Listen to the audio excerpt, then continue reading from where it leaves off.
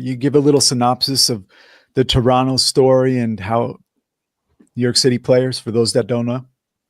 Yeah, I can chime in here. We were Greg, Tommy, and Larry were the New York City players. And if you're from New York, so you know back in the late '70s, a lot of the New York bands would work in Toronto because that was a place where, especially for black music, you could still go and work as a band. So what happened was we I was up there with Gwen McQuaid, George McQuaid, and Casey and the Sunshine Band. We were all on that tour many years ago.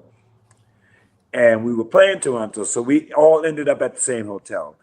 Larry and I met. We talked about doing a band. They were just starting to change New York City players.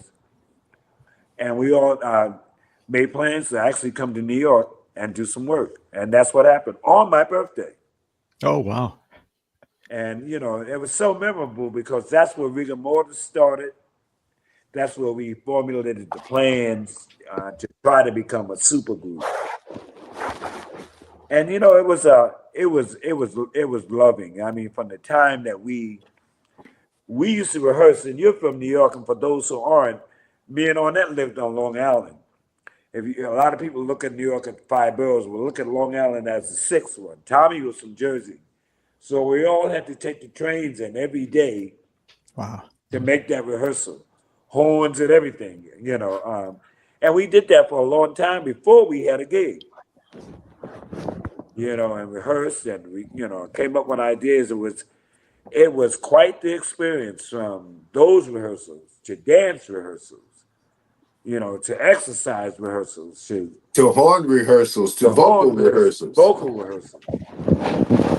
That Long Island traffic, that's a tough drive sometimes. Yeah, well, we did the Long Island Railroad. Oh, good move. Yeah. I went out to the Hamptons for a show from Connecticut. That was a disaster. Oh, that's a beast. Yeah, that's a beast. Yeah. So you got together, and the new band had formulated, but you had to change the name. Another claim of a name, the Ohio Players. Have you talked with the Ohio Players years later about all that name change and everything? We never talked about it. I talked to Diamond on Ohio Players just the other day, but we never talk about stuff like that. There was always a controversy.